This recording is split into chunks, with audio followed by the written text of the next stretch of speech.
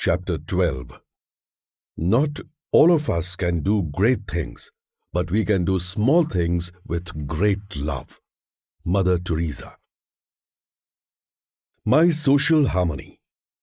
When I chose business as a career in my 20s, I was so immersed in it that I could not turn my attention elsewhere.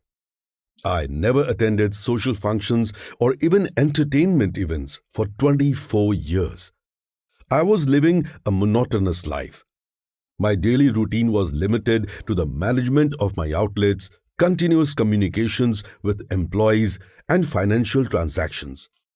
I couldn't get spare time to enjoy leisure moments even with my family. My social life was confined to visiting select friends on weekends, attending occasional business parties, and participating in some family events like birthdays or marriages. Sometimes on holidays, I would visit parks along with my children, but movies, dramas, and cultural programs were always out of my schedule. It was as if I was entangled in a cocoon. The first time I did some charity work was to build a temple and a marriage hall at my native place in memory of my mother. She passed away in the year 2003. After her demise, I came to know that she had saved every penny which I gifted her time to time for her expenses. She had invested the entire amount in a bank fixed deposit and made my nomination for the same. The pool was actually a return gift to me. I wanted to utilize the amount for some noble cause as a tribute to my mother. Throughout my life, I loved and respected my mother devotedly. She was social by nature and always ready to help others. She was a believer and devotee of the goddess Tulja Bhavani, our family deity. Once, she had expressed her wish to me to build a temple of the goddess in our town, Ladkaranja. I remembered her words and decided to fulfill her wish. My father had purchased some land in Ladkaranja. I contributed my share to the pool and built a temple as well as a marriage hall on that ancestral land and donated it to the social cause. This charity work gave me immense satisfaction. My prolonged ailment was instrumental in pulling me out of my seclusion and comfort web. I spent 5 years in pain and grief. I prayed to God to give me a second chance at life and even promised Him to live my new life with humanity and compassion. My wish was granted, and I came out of the clutches of death. That was my rebirth, and it transformed me into an extrovert and sociable person. I also give equal credit to my wife Vandana, who changed my lonely lifestyle and gave me new insights on social harmony. She encouraged me to participate in social gatherings and cultural activities, and also helped me see the happiness in philanthropy. I started donating generously to orphanages, schools for the unprivileged, remand homes, social welfare projects, etc.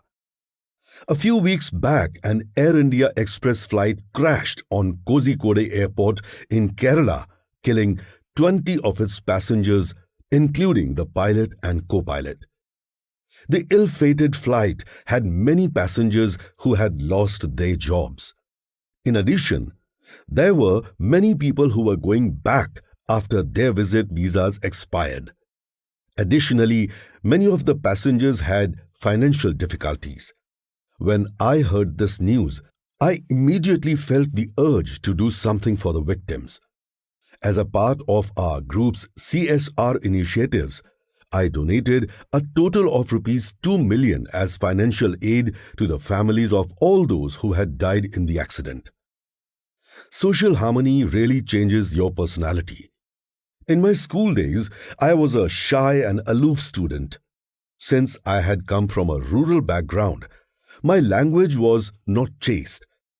Other students would laugh at my style and make a mockery out of it. This developed an inferiority complex in me. Consequently, I became fearful and began to stutter. This habit continued and I became a tight-lipped person. When I started mixing in society, my fear of public speaking automatically vanished. It so happened that once I was invited as a guest for an event organized by the Indian community in Dubai. The coordinator came to me and insisted on me addressing the gathering. I denied his request politely. He understood my difficulty and advised me to narrate my life story in simple words and a friendly style. As I started speaking, a couple of minutes later, I realized that the audience was listening to my speech attentively. It boosted my confidence and I became a public speaker instantly.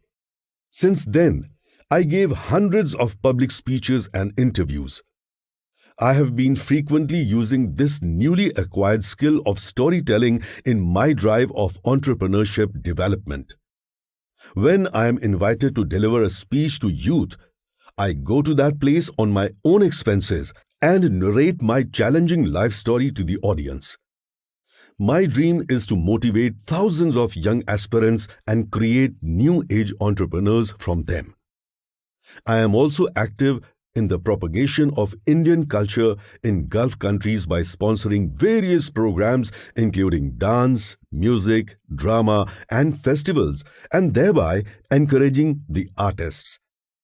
I like to make acquaintances with people who have carved a niche in society with their exceptional achievements.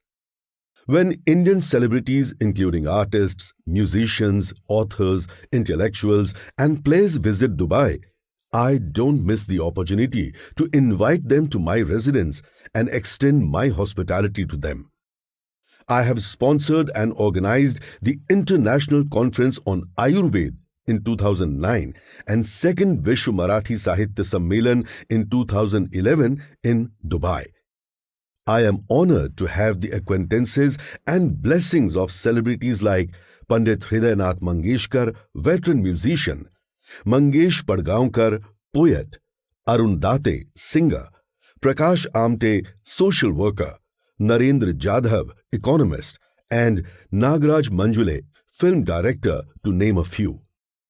One group has cherished the tradition of inaugurating each of its new outlets at the hands of any Bollywood celebrity. There is a reason for it. Previously, we were celebrating the event with a simple ribbon-cutting ceremony at the hands of me or my wife. But customers and my employees insisted on adding some glamour to it so that they could enjoy it more. It was really a meaningful suggestion, and I also got the chance to weave bonds of friendship with my customers. Many popular actresses like Karisma Kapoor, Bipasha Basu, Preeti Zinta, Dia Mirza, Vidya Balan, Tamanna Bhatia, and Sunny Leone graced the occasions and inaugurated our superstores. I had the privilege of having Bollywood superstar Madhuri Dixit as a chief guest for launching my Marathi book Masalaking a couple of years back. We rise by helping others. One day I was working in my office. Just then my business associate came in to meet me. He was accompanied by an unfamiliar pregnant lady. I was puzzled by her presence. She looked anxious and tearful. She must have been under great pressure. My friend introduced her and explained the reason behind their arrival. The lady was a belly dancer. She was an immigrant from a war-torn country and had lost her parents. As a lonely orphan in Dubai, she needed to connect with someone emotionally. One wealthy person took disadvantage of her honest nature and promised marriage. She trusted him and left her job. They got married. One day the truth came out. The cunning man divorced her after she became pregnant and vanished, leaving her alone. The lady was caught in a pitiful situation. She was penniless, jobless, and helpless. She didn't have any friends or relatives who would help her with her expenses. My business associate was a kind person. He himself helped her and sought more help from me. I sympathetically helped her. The lady didn't utter a single word, but at the time of leaving she said, "Sir, I am ordinary, but I assure you that one day I will repay your help. God bless you." They both left. I soon forgot about the incident. A couple of years later, I found myself in trouble. One of my stores was in a locality where a large number of immigrants from war-affected countries lived. Their teenagers had the habit of playing football on the streets. The team would play in front of our store's glass door. The football broke the glass and injured our customers frequently. We warned the boys, but they refused to change. We registered a complaint with the police, but since the boys were minors, the police couldn't do anything more than giving warnings. I was worried about tackling the problem. I didn't want conflicts. One day when I was sitting in a restaurant, a graceful lady came to my table with a child and asked me if I recognized her. I shook my head. She reminded me of our meeting 2 years ago. She was the same belly dancer whom I had met. She asked if there was any problem. I first thought, why should I tell her my business problem? But suddenly I remembered that she was also an immigrant. With hope that she might know the parents of the vagabond boys, I told her my story. She smiled and promised to resolve my problem. Next day, a wonder happened. A police van appeared in the area and the troublemakers were driven to the lockup. The police released the boys only after their parents gave a written assurance about their children's behavior. When I thanked the lady and asked how she could manage this, she answered, "Sir, I know the police chief. I called him and related your problem. He took the suitable steps. Sir, when it was your turn, you showed compassion. Now it is my turn." There are some things like relations and compassions which are priceless. How true is a quote by Albert Schweitzer, a humanitarian. The purpose of human life is to serve and to show compassion and the will to help others. Don't be a miser in life. Some people only love accumulating more and more wealth. The obsession with money and simultaneously the fear of losing it possesses their mind so strongly that they become reluctant to spend even a penny for charity. This narrow mindset transforms them into becoming a miser.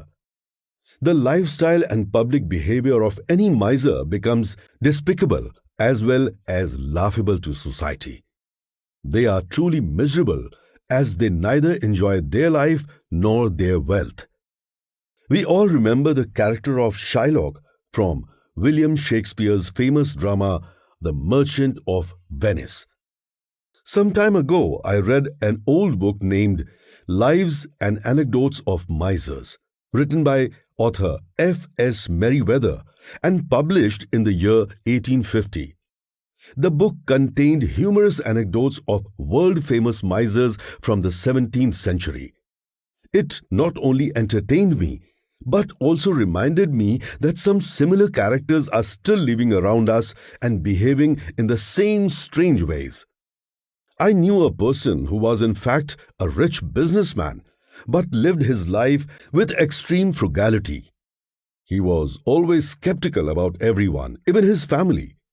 He didn't allow his wife and children to spend comfortably in their life. This created unhappiness among them and a dislike for him. When he grew old, he encountered paralysis. He couldn't write his signature properly on checks with his frail hands. Still, he didn't give power of attorney to anyone with the fear that his family would cheat him out of his money. The miser never disclosed the details of his property, transactions, and cash to his family. When he died, I, along with some friends, went for a condolence meeting. We were surprised to see that the family was enjoying his demise rather than mourning for it. They hadn't even garlanded his photo. The widow and her children expressed their anger by saying, "Thank God, we are so relieved." Alas, the miser never earned respect from anyone, not in life and not even in death. Sometimes the idiom penny wise and pound fool comes true about misers. I remember once I had filled a tender for supplying groceries to a big company. My competitor in the bid was a rich and established trader. I did not hope to acquire the contract, but unexpectedly the company awarded it to me. Later, when I asked the purchase manager of the company why and how he approved my tender, he smilingly said, "Sir, your competitor is rich, but also a miser." I noticed his strange behavior during our communication. He never made a direct phone call to me. Instead, preferred to give a missed call every time, expecting me to make a call from our side. All his efforts were to save charges for a few calls. Such people are really tough to bargain with. We never entertain inflexible people in our business. This incident taught me a lot. Friends, my advice to you would be: earn honestly, spend wisely, help generously, and live happily. Time to manifest the humanity within us. Our Al Adil group took up a CSR initiative few months back, under which we sponsored the airfare of more than 5,000 needy Indian travelers stranded in UAE and wished to return to India. The COVID-19 pandemic has shaken the world. The sudden lockdowns announced everywhere aggravated the difficulties of certain sections of society. Thousands of Indians, including jobless employees, students, and tourists, had been stranded in the UAE. We helped them by providing kits of essential food items. But when the air traffic between UAE and India resumed, these people were desperate to return home immediately. Many of them had spent most of their money and couldn't even bear the expenditure of a COVID-19 medical test. Our group sponsored the airfare and test expenditure of such Indians. I didn't do this social work for just boasting about my charity or merely gaining publicity. In fact, it gave me immense pleasure and satisfaction to make the worried faces smile. I believe that service to mankind is service to God. There was an incident in my life which inspired me to help the stranded people in a big way. Once I was traveling to India with my wife. We were waiting at the airport for our flight. I was busy reading a magazine and my wife was busy observing the surroundings. Suddenly, she drew my attention and whispered in my ears, Look at the person sitting in the corner. He needs help." I saw him praying to God with tearful eyes. He seems to be under tension. I went to him and asked his problem. He told me his heartrending story. He had lost his job and was returning to India. He didn't even have enough money to buy an economy class air ticket. Someone had assured him the money but never turned up. He hadn't even eaten anything enough for a couple of days.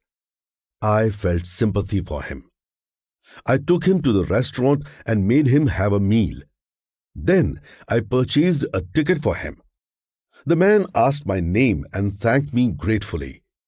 I forgot the incident soon. After some months, I received a letter in which there was a picture of a happy family drawn by a child. Their smiling faces were the real compliments for me. Friends, I appeal to everyone to exhibit the compassion and manifest the humanity within us.